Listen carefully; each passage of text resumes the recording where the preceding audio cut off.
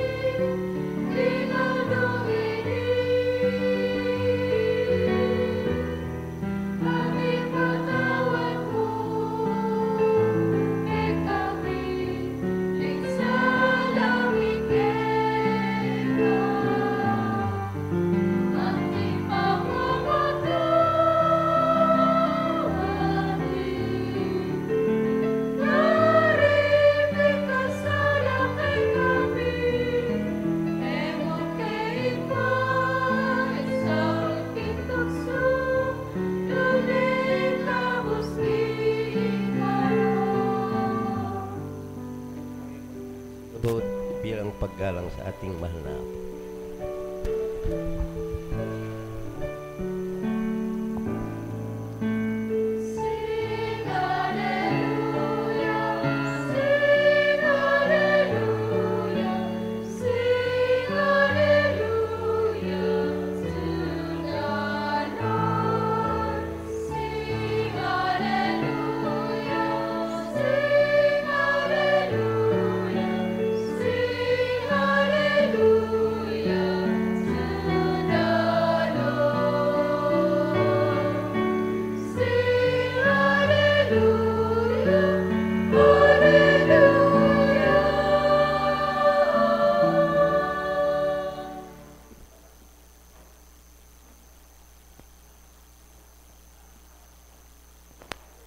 Sumainyo ang kapayapaan.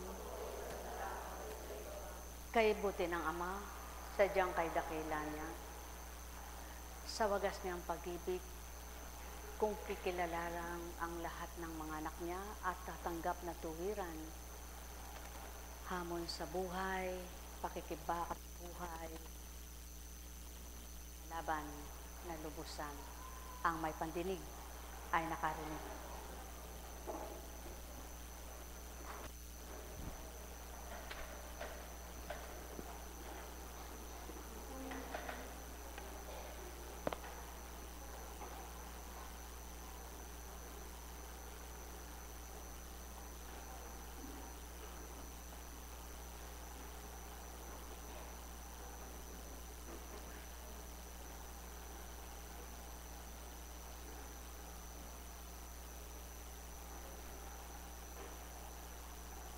Mula kay Lucas.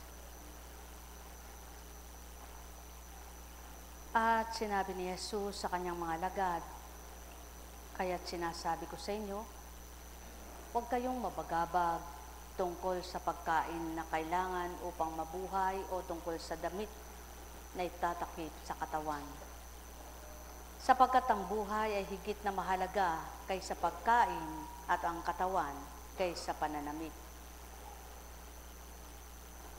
Huwag kayong matakot munting kawan, sapagkat ikinalulugod ng inyong Ama na ibigay sa inyo ang kaharian.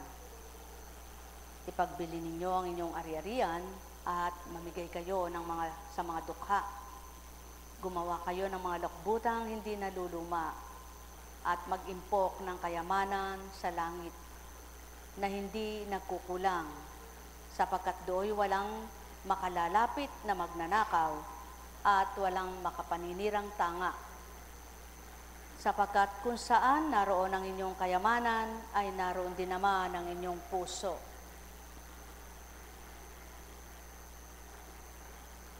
Minsan, napakahirap tanggapin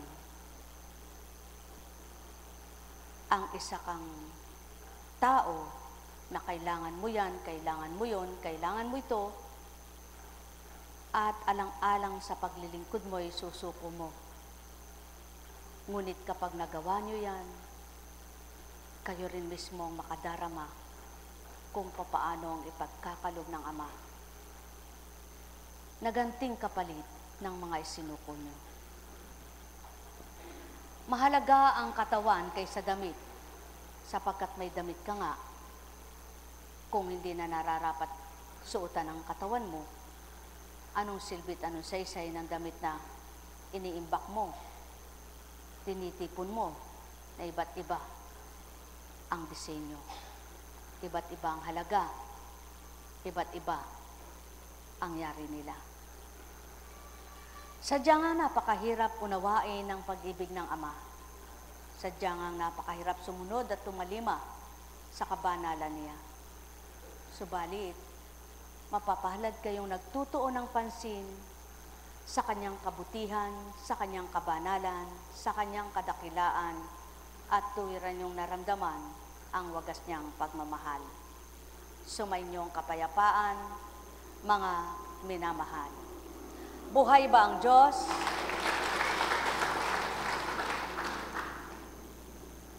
Bakit mo nga ba'y pagpapalit ang kinamtan mo o tinanggap mo kapag nasuri niyong napakahalaga ng binahagi sa inyo ng Panginoon, yaon yung kanyang espiritu? Sapagkat kapag ka nakakita na kayo ng kapwa nyo na sa kanilang karupukan, sa kanilang kahinaan ng loob, simple lamang hindi nila makayanan.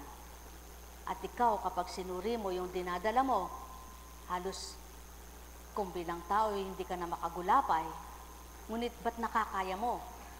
Yaon yung kapangyarihan ng Ama na hindi kayang liripin ng sinuman. Kaya kapag napagtanto ninyo, ang mga sinuko ninyo ay napakahalaga ng kapalit nito. Mga minamahal, ang kalakasan, ang kalusugan, ang kasiyahat, kagalakan ay mula sa Ama. Napagtitibay niya ang mga anak niya na kumikilalang lubos at tapat sa Kanya. May mga pinagdaraanan ka, mayroon kang karamdaman, subalit nakalalaban ka dahil sa kaloob niya. Naranasan niyo na ba ang kung bilang tao ay hindi niyo kaya yung naramdaman ninyo? Ngunit naramdaman ninyong iyaon ay nakayanan ninyo dahil sa Panginoon ninyong mapagmahal, mapagkalinga sa buhay niyo? Magala kayo at magpasalamat sapagkat sa mga bagay na kaganapang yaon, doon napapatotohanang buhay ang Diyos sa buhay nyo. Buhay ba ang Diyos? Tapat ba ang Diyos? Tulad ng panahon, walang makapagsasabi kung uulan mamaya, kung aaraw mamaya. Ganyan din ang buhay. Walang makapagtutudlo na bukas yayaman ka, bukas maghihirap ka, bukas kikita ka, ngayon hindi ka kikita. Ang lahat niya ay pakikibaka, hamon sa buhay. Lahat ay hamon, araw-araw pakikibaka sa buhay. Araw-araw hamon sa buhay, sapagkat kung hindi ka lalaban sa hamon ng buhay, ano at papaano ka magtatagumpay? Sumainyong kapayapaan, mga minamahal. Buhay ba ang Diyos? Ilang araw na lang bago mag-anibersaryo,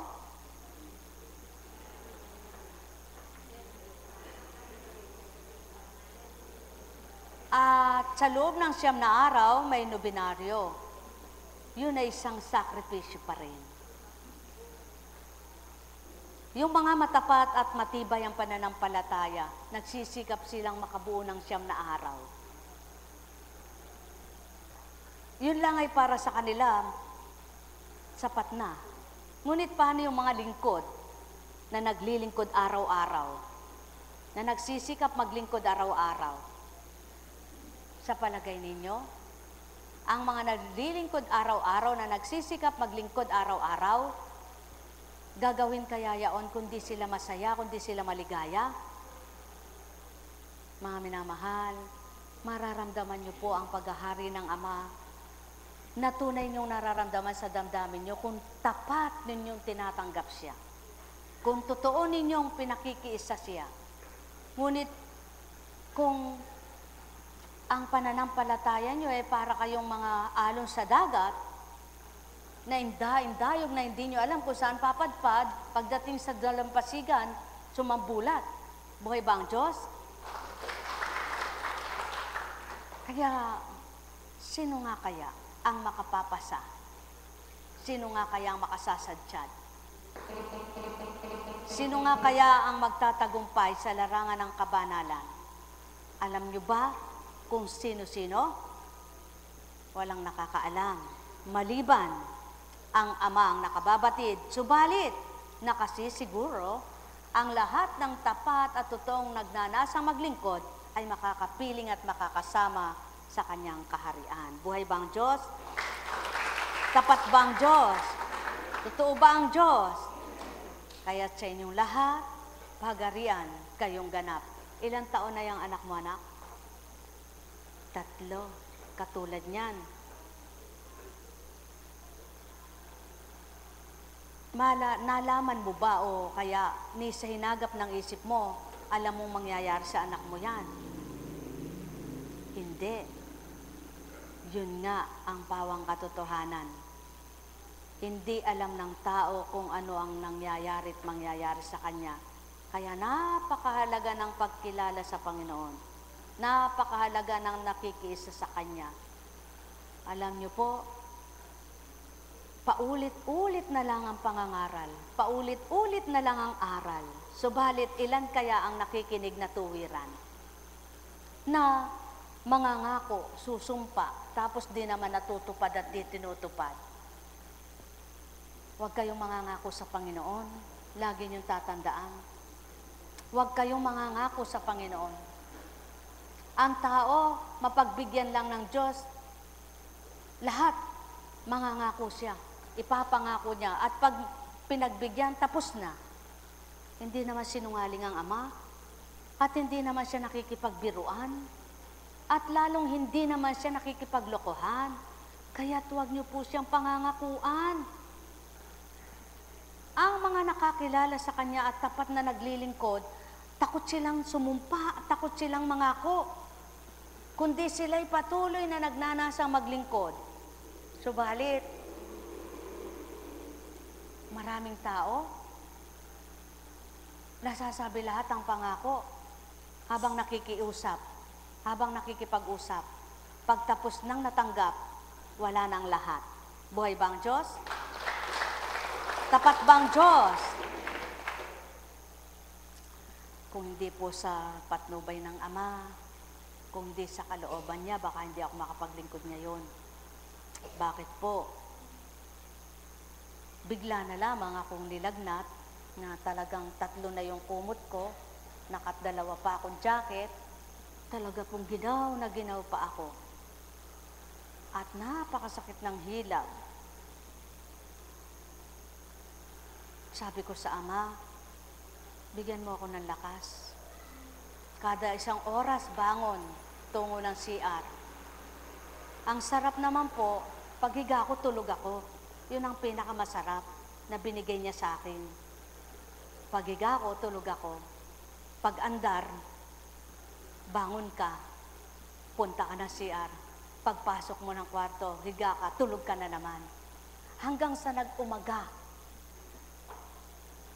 Napakabait ng Diyos. Kaya po ako'y nagnilay. Diyos ko, kung sa dating buhay ko itong nangyari ito, baka na-confine ako. Dahil hindi ko titiisin yun. Dahil ang pangaharap ko dahil ang alam ko noon pag hindi ka uminom ng gamot, di ka gagaling. Pero tiniis ko po, puro tubig, tubig, tubig, tubig. At nung nakaramdam ako ng gutom, bumangon ako, kumain ako ng biskwit, at saka uminom uli ng tubig. Nang magmamadaling araw na, sabi ng kabiyak ng puso, ba't ayaw mo pa ekang magpalaga ng dam? Kakayanin ko pa ito, sabi ko. Talaga pong masakit ang hilab. Sige na nga ako, kuha mo na ako ng dahon-dahon. Ng dahon, wala namang makukuha po doon, kundi dahon lang ng bayabas. Hindi nilaga. Ayun po. Ang sabi ko sa Panginoon, isadsyad mo lang ako ng umaga. Sabi ko, nananalig po ako sa iyo, naniniwala ako, Ama, na pagbangon ko, iba na. Salamat po sa Panginoon. Nung pagbangon ko ba, nung mag-aalas 4:30, mainit na pakiramdam ko. Tinanggal ko na lahat ang mga suot ko. Inalis ko na yung 2 kumot at nagumanda na yung pakiramdam ko hanggang sa makaramdam ako ng pawis. Buhay na kako ko kasi pinapawisan na ako eh. Buhay po ba ang Diyos? Ganyan po kaming mga nagising sa katotohanan na hindi naman kayang maunawaan, matanggap ng ilan, ng marami, na hindi nakakaunawa at hindi makakilala sa hiwaga ng Diyos. Ngunit salamat, umuusad ang maglalabing-5 taon sa ilang araw na lamang ipagdiriwang kung hindi sa Diyos na buhay, kung hindi sa Kanyang paghahari, wala po tayo ngayon dito at wala pong dambana. Malamang hindi po ganito ang yari ng bakurang ito. Wala pong maraming CR na lahat na lang ng basura ng tao ay naririto na. Ihi, dumi, andyan sa mga paligid. Kayo po, may bakuran kayo. Gusto nyo po bang magpapagawa kayo ng mga CR para lang pagpuntahan ng mga public? Ipapublic nyo. Ayaw nyo po ano? Subalit salamat sa Panginoon. Sadyang dito ko po napatutuhanan ang pagbabago ng diwa. Walang makapagpapabago niyan maliban siya. Kaya nawa po habang nangungusap ang Espiritu, wag lang kayo nakamasid. Wag lang kayo nakatitig. Wag lang kayo nakikinig. Makaunawa-nawa kayo. Sapagkat, ang sabi ko nga, habang ako'y nagninilay, Panginoon, sadya nga palang walang makapaglilingkod ng tapat at totoo sa'yo kung hindi mo pagtitibayin. Bakit po? Sapagkat ang mga pinaglilingkuran mo, hindi naman nila inaalam kung anong masakit sa'yo, di ba?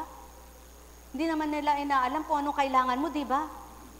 Wala naman silang pakialam sa buhay mo, di ba?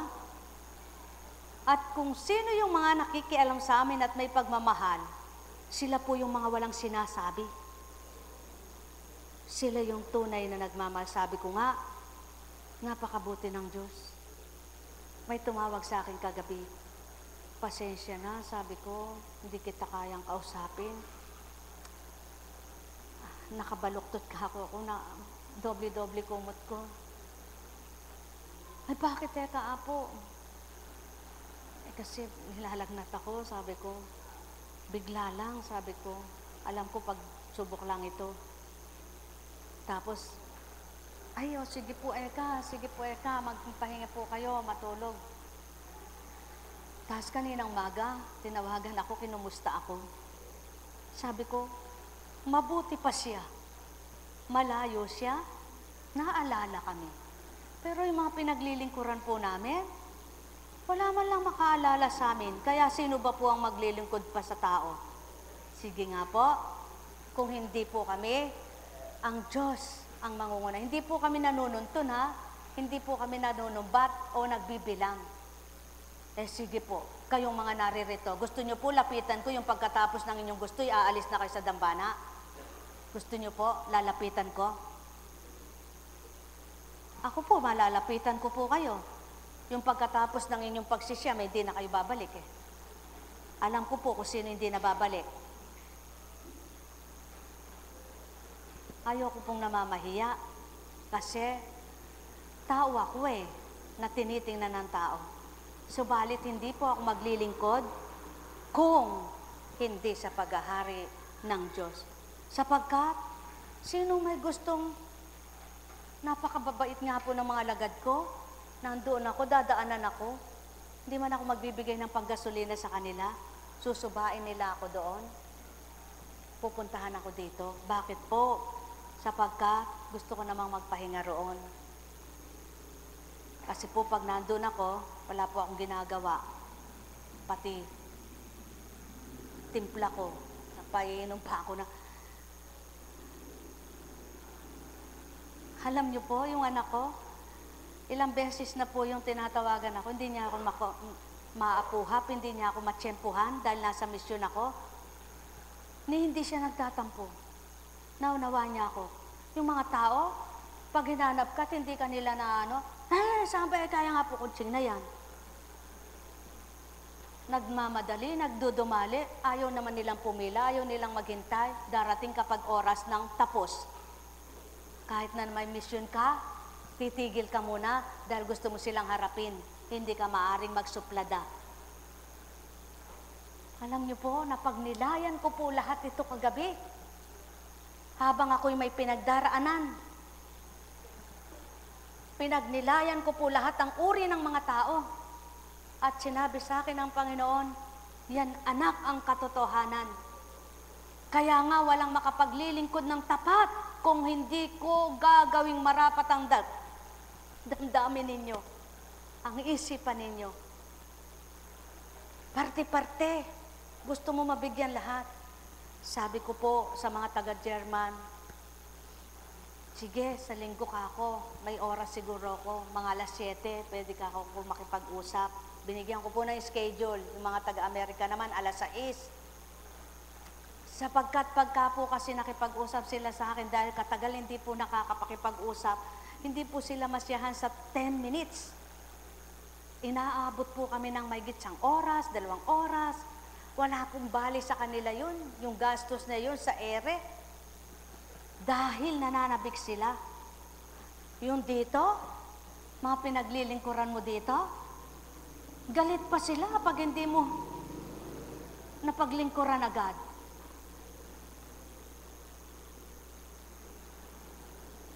Katagal naman eka. Ang tagal naman eka. Ba't eka ang tagal? Tapos magdudumali, magmamadali. Pagkatapos uuwi. Yun lang. Tapos na ang istorya ng paglilingkod ng mga lingkod. Para bang obligasyon mo na yun sa kanila. Para bang kailangan may pinirmahan ka sa kanilang paglingkuran mo sila. Alam niyo po, hindi kami sa inyo naglilingkod sa Diyos. Sa Diyos po kami naglilingkod. Kaya nakakaawa po kayo, kayong mga hindi nakakaunawa at nakakadama. Patuloy po kaming nagbibigay kapahayagan na binibigay ng Panginoon para makadama at makakilala kayo sa Kanya. Subalit para kayong mga bingi, mga bulag, na pagkatapos magagalit, magdaramdam pag may pahayag na masakit. Pinatamaan eka ako. Pinarunggitan eka ako. Masamang pag-iisip, maduming pag-iisip, kaya hindi makatanggap, hindi makaunawa. Alam niyo po, para makaunawa kayo, makatanggap, tanggapin niyo yung kamalian. Tanggapin niyo yung pagkakamali. At habang nagninilay ako kagabi, sabi ko, Panginoon, habang nanggahanap ako ng pagpapahinga, ngayon pinaramdam mo sa akin, hindi ako nakapagpahinga. Mas gusto ko na po yung maglingkod kaysa ganito. Sana ganun din po kayo. Magmithi kayong maglingkod kaysa kung kailan kayo may sakit, tsaka kayo naghahanap sa Diyos. Huwag kayong masasaktan, hindi ko po kayo pinatatamaan, pero ito'y katotohanan. Sa bagay po, magalit man kayo sa akin, totoo naman ito eh. Ang Diyos na po ang bahala sa inyo kung makaunawa kayo. Hanggang kailan po ninyo siya uunawain at hanggang kailan kayo makakakilala sa Panginoon? Ang sarap po ng buhay nyo. Pagkatapos namin pinaglingkuran, kung saan nyo gustong pumunta, makakapunta kayo. Kung ano gusto nyong bilhin, makakabili kayo. Kung anong hanap buhay, meron kayo. Kami hindi. Wala kaming hanap buhay. Wala kami sweldo. Sinusuri pa kami ng tao. Kaya, sa malawak na magdamag Sa kada isang oras bangon, ang dami ko pong pinagnilayan. Ang dami pong pinabatid ng Diyos sa akin. Kaya, paano po kayo gagaling? Ang gusto nyo lang gumaling, ayaw nyo man ninyo ang Diyos. Kilala ko po ang Diyos, paano nyo po siyang kilala? Ayaw naman nyo ninyong paglingkuran siya. Paano nyo po siya kilala? Nagdasal nga kayo sandali sapat na sa inyo yun dahil may hinihiling kayo. Pero sabihin sa inyo, magsakripisyo ka anak. Sigurado, di ba teka pagsasakripisyohin pa ako? Iisipin, tao lang ang nagsabi. Kaya tingnan nyo naman, yung mga totoo, nakakadama. Yung nagpapakatapat, nakakakuha ng marapat. Subalit yung nakikipaglokohan, uuwi ding wala na tinanggap. Buhay ba, Ama? Sapagkat ang tao, ang gusto lang pakinabang. Kapag walang pakinabang, ay hindi ka magaling, hindi ka manggagamot, hindi ka totoo. Pag nakinabang naman, totoo ka, magaling ka. Ikaw pa rin ang tiningnan, hindi ang Diyos nila. Huwag. Kapag gumagaling po kayo, ang tingnan niyong nagpagaling ang Diyos. Kapag nakinabang kayo, ang tingnan niyong nagbigay pakinabang ang Diyos. At upang siya ay huwag niyong malimutan, lagi niyong tatandaan, hindi niyo man siya nakikita, may ginagawa siyang mabuti sa inyo. Upang huwag kayong tamarin na makipagrelasyon sa Kanya. Huwag kayong tamarin na makipagniig sa Kanya. Huwag kayong tamarin, makipagtipan sa Kanya, di niyo man siya nakikita. Papaanong paraan? Dito sa puso nyo, mararamdaman nyo siya. Sumamo kayo ng sumamo. Pakiusap kayo ng pakiusap kay Apo Kunching. Anong magagawa ni Apo Kunching sa inyo? Makiusap kayo doon, magsumamo kayo doon, kahit hindi nyo siya nakikita, damhin nyo siya sa puso nyo, may magagawa siya sa buhay nyo. Buhay ba, Ama? Tulad ng ginawa niya, sa pamamaraang kahiwagaan niya, sa pamamaraang kadakilaan niya, sa pamamaraan na gusto niya. Kaya sa inyong lahat, makaunawa, nawa kayo. Mapapalad kayong mga nakaunawa. Yung namatay na Kaps, nag-message, Apo, hindi na po nakakakilos, gumagalaw, hindi na po dumidil at di na po nagsasalita. Matuwa kayo.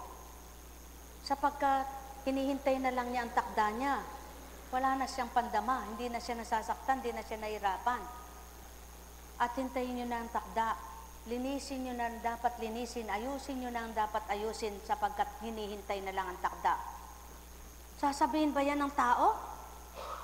Paano kung biglang nabuhay pa siya? Ay di napahiya. At yan ang katotohanan. Kinabukasan, anong bahagi? Wala na. Yun na nga ang takda niya. Kaya wag na kayong malumbay. Nagawa niyo na sa kanyang lahat ng pagmamahal. Kinalingan ninyo at naibigay niyo ang lahat ng dapat na kaya ninyo. Yan ang Diyos. Yan ang Ama. Kapag hiningi mo sa Kanya, pahingahin niyo po ako. Pagal na ang katawan ko, nahirapan na po ako, nasasaktan na po ako, ibibigay niya. Bibigyan ka ng kapahingahan, bibigyan ka ng kapanatagan, bibigyan ka ng lakas, ipaparam niya na. Nawa, maunawaan ninyo itong tinuturan ko. Ang dami sa inyo, hirap ang loob, hirap ang isip, ayaw niyong ilagak sa Ama. Sadyang walang taong hindi nag-iisip. Tunay ngang tao'y normal, mag-iisip ito. Ngunit kung hindi ninyo kaya, ibigay nyo sa magpapatibay at magpapalakas ng loob nyo. Sapagkat napakahirap na hindi siya kasama. Manlulumo ka, manghihina ka, at mawawalan ka ng pag-asa. Subalit, dahil nandyan siya, padadama niya, kapiling mo ang kanyang espiritu. Lagi niyong tatandaan, ang sinabing, sapagkat ang buhay ay higit sa mahalaga kaysa pagkain, ay higit na mahalaga kaysa pagkain, at ang katawan kaysa pananamit. Tama ba? Pawang katotohanan, mahalaga ang buhay kaysa pananamit. Mahalaga at kailangan ng buhay ang pagkain. Subalit, kung nasa Panginoon ka, alam mo ang lahat, siyang tutupad at gaganap ng higit sa sapat. Sumainyong kapayapaan, mga minamahal. Kaya't paano nakakalaban ang mga alagad at mga lingkod na turingan sa pagpapadama ng mga kapwa nila nagmamahal sa kanila? Sapagkat kung walang ipapadama ang Ama na magmamahal sa kanila, hindi sila makakalaban at di nila kayang maglingkod. Kaya maraming salamat, wika ng tao, sa mga nakikiisa at nagmamahal sa mga lingkod. Pasubali ko, hindi nyo sa kanila ginawa ito. Ginawa nyo sa hindi nyo nakikitang pumili at humirang sa kanila. Kaya't wala kang kwentang tao pag di ka nagmahal ng kapwa mo. Wala kang silbing tao kapag hindi ka natutong magbigay ng pagmamahal sa kapwa mo. Kung makasarili ka at wala kang alam kundi sarili mo. Ngunit napakapalad mo kapag natuto kang umibig, magmahal, magpahalaga sa kapwa mo tao. Sapagkat sa pagpaparaya ng Ama, nagpadama siya ng pag-ibig sa mga pag-ibig na yan na nagpapadamay anak niya sa kapwa mga anak niya, nakalalaban ng mga anak na nagsisikap, nagsusumakit na maglingkod. Sumainyong kapayapaan, pagarian kayong tuwiran, malubos ang kasiyahan, kagalakay inyong kamtan. Nek karamanehanam, nek karamanehanam, nek karamanehanam. Buhay ba ang Diyos? Tapat ba ang Diyos? Hindi ba ang tao'y mahina, marupok? Kung bilang pagkatao lang ang gagamot, wala namang pinag-aralan sa science, tatanggapin ba yan dito? Hindi. Tatanggapin ba yan dito? Hindi. Dahil makapagpapahina lang ng loob sa inyo yan, bilang tao kayo. Ngunit dahil may Diyos na katotohanan ng taglay at tapat kanino man, kumukupkop, lumilingap, nagmamahal, tumatanggap sa dakong ito ng iba't iba ang karamdaman. Kaya sumainyo ang kapayapaan. Ang may pandinig ay nakarinig. Nek karamanehanam, nek karamanehanam, nek karamanehanam. Buhay bang Diyos? Buhay po bang Diyos? Yan ang pangako. Hinilig ko sa Ama na lagpos niya ako sa magdamag at mapara man nararamdaman ko. Pagkatapos niya bang ibigay yon, hindi ka maglilingkod, magdadahilan ka. Kaya po ako'y naririto ngayon, naglingkod pa rin ako. Kahit na ang pakiramdam ko'y parang gusto kong kumain, dahil gutom, nilinis lahat yung nasa loob ng tiyan mo. Kung sa iba-iba yon, dextrose na, di po ba? Ngunit salamat sa Ama, tubig, tubig, tubig. Mga nakikita niyo mga naglilingkod, may mga nararamdaman din sila, pero naglilingkod pa rin sa inyo, di po ba? Ang sarap paglingkuran ng Diyos. Napakasarap po. Alam niyo po, pag ang damdamin ninyo'y sadyang siya na, walang bali na sa inyo yung pagod ninyo dahil gusto nyo'y matuwa ang Diyos sa inyo. Walang bali na sa inyo yung hirap dahil ang gusto nyo'y malugod ang Diyos sa inyo. Ngunit kapag nagbilang tao ka, nasuri mo lahat, ayaw mo na talaga. Ngunit salamat sa Panginoon, hindi niya niloloob na kami matibag, kundi kami patuloy na nagmimithing maglingkod sapagkat masarap paglingkuran ang Diyos na buhay.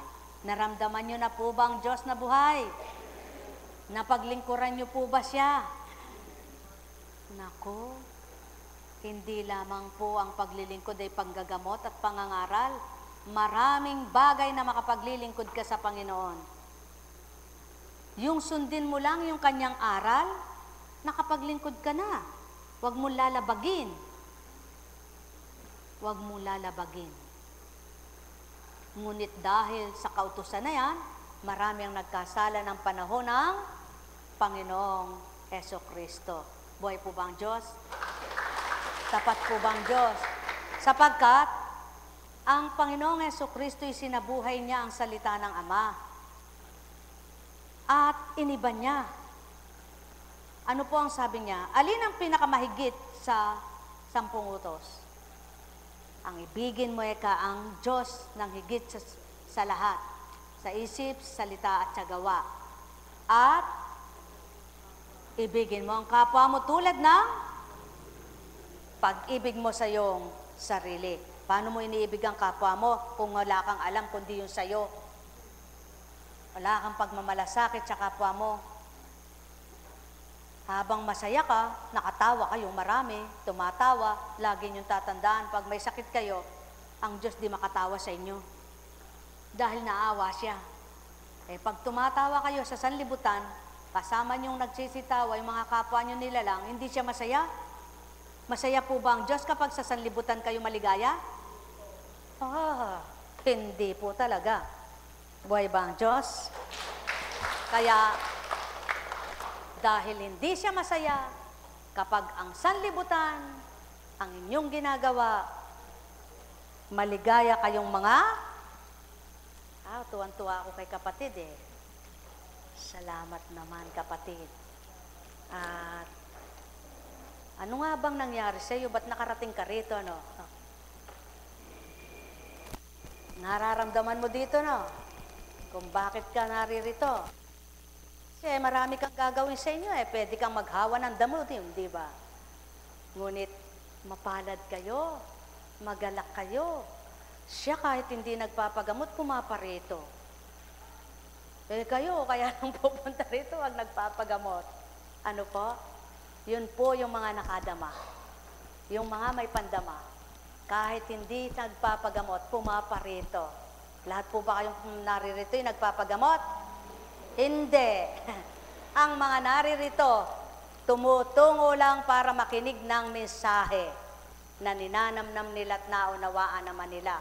Subalit yung iba na hindi nakakaunawa, katagal kang salita ng salita, di pa ako gamutin. Buhay ba ang Diyos? Kunin mo na. Parte-parte, parte-parte, parte-parte.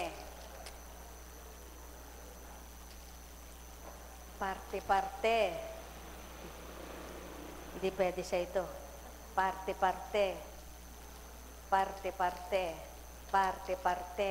Parte-parte. Parte-parte. Sabi ko nga, salamat sa iyo, Ama. Kung wala pong mga IT team na nagpo-provide ng gastusin dito, hindi po mapapanood yan sa ibang bansa. Hindi po makikita yan sa ibang bansa. Kaya nga doon napapatotohanan ng Ama damdamin mo Dahil ito pong gawain ito, sa lahat ng gawain, wala kang sweldo rito, ikaw pa nagbibigay. Lingkod ka nga. Yun ang tunay na paglilingkod sa Diyos. Yung lingkod ka na, namamahagi ka pa. Tingnan niyo po si Kristo. Naglingkod siya, subalit, pinakain niya pa yung mga alagad niya, di po ba? At siya nagmula ang pinakain niya. sa mga tagasunod niyang tapat at totoo na naglikom ng para sa kanilang ikabubuhay. Tama po ba?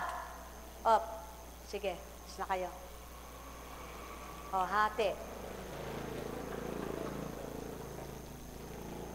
Kaya, may maglilingkod po bang puro na lang lingkod na lingkod? Tapos, pagkatapos naglingkod, walang uwi. Meron po bang ganon? Totohanan ng Ama ang pagmamahal sa gawain ito doon sa mga nagmalasakit. Yung hindi nanunumbat ba? Hindi nangungwenta, hindi nagbibilang. Tulad po ng kuryente na yan.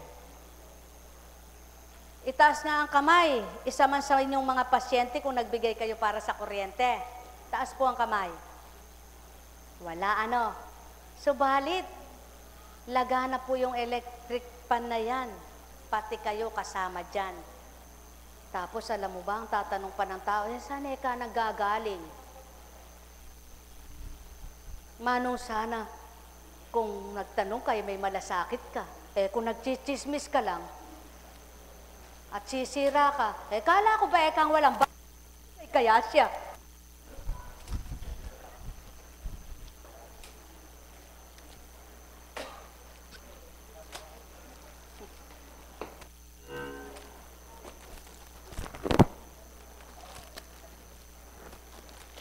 Parte-parte.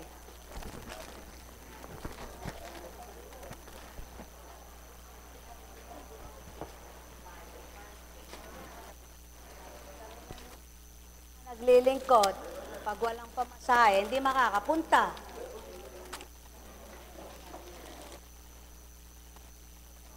Pinagtatawanan pa, kawawa naman kayong alagad na yon.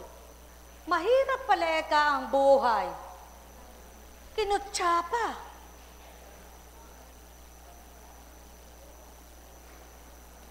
Huwag kayong magagalit. Huwag kayong magdaramdam. Sa loob ng 15 taon ng gawain ito,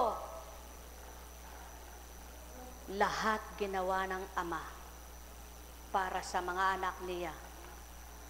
Ang mga totoo na kinabang, ang mga nakinabang, mayroong bumuti, mayroong sumama pa sa dati. At pagkatapos, magaling pang magsalita ng masama. Saan ka lalagay niyan? Saan ka pupulutin? Kaya magpasalamat kayo sa Ama. Kahit na di kayo naniniwalang lahat, maraming nakinabang sa gawain ito at patuloy na marami pang makikinabang sa mga totoong lingkod. Sapagkat kung walang maglilingkod ng tapat at walang makikipagtotoo at sinuri ang buhay at ang kabuhayan ang hinahanap, ang kita ang hahanapin, wala nang maglilingkod. Sapagkat ang tao'y mahalaga ang pera, ngunit sinabi sa banal na aklat, mas mahalaga ang buhay kaysa pagkain at pananamit. Sapagkat aanhin mo ang pananamit at pagkain kung patay ka na. At sino bumubuhay? Saan nagmumula ang buhay? Sa iyo ba? Sa kapwa mo? Ang tao, kapag nananagana, tuwan-tuwa. Pag naghihirap, galit na galit. Napakapapalad ng mga nanagana na nakalapit ang kapwa nila.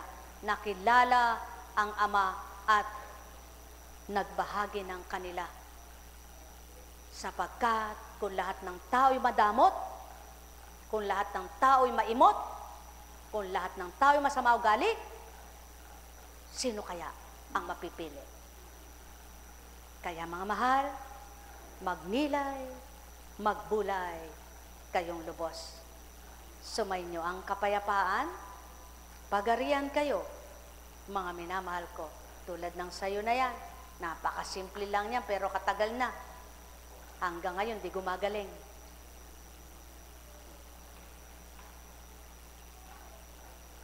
Kaya nga may hiwaga para mapakita ang himala. Kaya kailangan magtiwala. Sapagkat hindi mapapakita ang himala sa walang tiwala. Mga minamahal, umusad ang isang taon. Ilang araw ang isang taon? Sa makatwid, ilang araw ang 15 taon? Mula noon, magpahanggang ngayon, bilang na bilang ang bakasyon ng gawain ito. Sa unang araw, buwan, taon ni Apo Kunching, pati linggo, naglilingkod. Sinong gagawa niyan kung pagkatao lamang? Kaya, kung tititig kayo sa tao, wala kayong mapapala. Kung tititig kayo sa Ama, kahit di nyo siya nakikita, may makukuha kayong gantimpala. Ang may pandinig ay nakarinig. Sumainyo ang kapayapaan, pagharian kayo, mga minamahal ko. Nek karamanihanam, nek karamanihanam, nek karamanihanam. Buhay bang Diyos?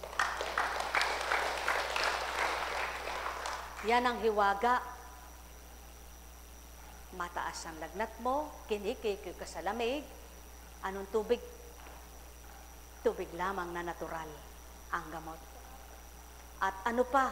Pananalig, panalangin at pagtanggap. Pag-angkin sa iyong kagalingan. Nagtatae ka. Umihilab. Anong gamot? Kung ano yung pananalig at pananampalataya mo, ibibigay ng Ama yan. Kaya't sa pananalig at pananampalataya, kung tapat kayo, may hiwaga, may himala. Kaya nga, yung iba nagdadahilan, sabi, lumubog na eka ang kabuhayan ko sa gamot.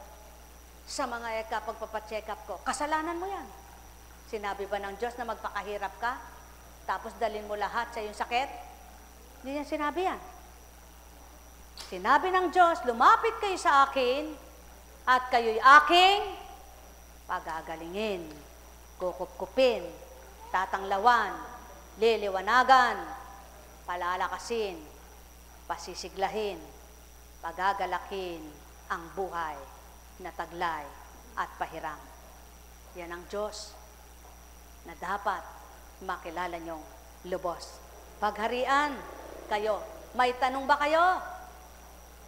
Wala kayong tanong. Ngayon pa lang magreklamo na kayo sa minisahe. Ba't ka ganun? Galit ba kaya si Apo Kunching? Walang galit. Ba't kayo magagalit? At ba't magagalit si Apo Kunching? May kasalanan ba kayo kay Apo Kunching? Wala kayong kasalanan kay Apo Kunching. Kanino kayo may kasalanan? Sa Diyos na hindi nyo makilala, madama at matanggap na lubos ng puso nyo. Kaya kilalanin nyo at gagawa siya sa inyo ng napakahiwagang gawa. Ang may pandinig ay nakarinig. Mahal na mahal ko kayo. Tuwiran ko ang tinuturan, mahal na mahal ko kayo. Bakit nga ba gagawin mo yan bilang pagkatao at katauhan? Ano nga ba ang silbi ng gagawin mo sa kapwa mo nilalang? Kung mamasdan ka tititigan, taong magmamasid at matang tititig. Ngunit ginawa niyo ang marapat, tumupad kayo sa dapat, sinikap niyong maglingkod, hindi dahil sa inyong taong pagkatao, kundi dahil sa Ama, nakinabang ang kapwa niyo, kayong nagbigay pakinabang, makikinabang din kayo. Sumainyo ang kapayapaan, pagarian kayo. Nek karamanihanam, nek karamanihanam, nek karamanihanam. Buhay bang Diyos? Tapat bang Diyos? Totoo ba ang Diyos? Dakila ka, o aking Ama, ang lahat sa buhay ay ikaw lamang. Lagi niyong tandaan itong aking binibigkas, na dakila at walang kapantay amang mahal, upang sa puso niyo'y madama niyong lubusan kung paano siya magmahal. walang kapantay, kanyang kapangyarihan. Pagmamahal na tapat ang siyang kanyang binibigay. Kaya't kung matutunton lamang ninyong lahat ang kanyang mabuting damdamin sa inyong lahat, makakamtan ninyo ang galak sa kabila man ng inyong hirap. Yan ang pawang katotohanan, kung hindi samang nagbibigay lakas. Walang mag-aalay, walang magbibigay ng buhay upang tao'y paglingkuran. Kaya't halina kayo, Ama ay pakinggan, suriin nyo kanyang damdamin, upang inyong makilalang lubos ang hiwaga at himala niyang taglay. Paro't parito, doon dito't diyan siya, hindi nawawalay, hindi mawawalay sa ibabaw ng sanlibutan. Kaya't kayong lahat matutong sa kanya'y lubos na tumanggap.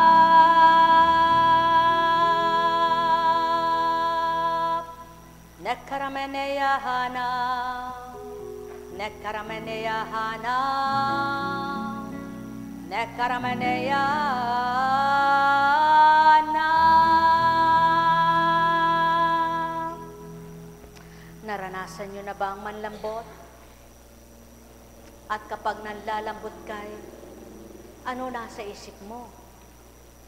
Kung nasa inyo ang Panginoon, sa iyong panlalambot, siyang tawagin mo't damhin mo, sa di mo namamalayan, ika'y kanyang pinalalakas. Sikapin mong bumangon, sikapin mong tumatag, na manalig, manalangin, kahit anong nararamdaman mo, huwag kang sa kanya'y lilimot. Ipikit mo ang iyong mata, at kahit nakahiga ka, nakaririnig siya sa iyo, nakikita ka niya, maaari mong sabihin, Diyos ko, Ama ko, ikaw ang lakas ko't buhay ko. Ako'y tulungan mo, anumang sala ko, sa hindi ko nababatid kung may isip sa salita at sa gawa na nagkasala ako, patawarin mo po ako. Nawa, lagi kayong humingi ng tawad, sapagkat walang banal at matuwid na nilalang. Mapapalad kayong patuloy na nagsisikap at siya may patuloy na naghahanap. Masusumpungan niyo siyang ganap. Sumayinyong kapayapaan, mga minamahal. Nekkarameneyahanam, nekkarameneyahanam, nekkarameneyahanam. Manalig po kayo. Hindi naman tayo maglilingkod sa dakong ito, kundi sa Panginoon. Sa matibay niyong pananampalataya, sa loob ng 9 na araw, panaligan ninyong marami siyang maibibigay, marami siyang hiwagang maipapakita sapagkat siya'y Diyos na buhay. Kaya bukas, simula ng nobinaryo, nawa magunita nyo kung walang Diyos, walang tatawagin ka para makiusap ka na Diyos ko, pagalingin mo po ako. Kaya kilalanin mo siya nang magpakilala naman siyang lubos sa iyo. Pagpalain kayo, may bukas pa. Mababait po kayo, no? Masarap pong matulog. Matulog muna para nang sa gayon magkaroon ng iba.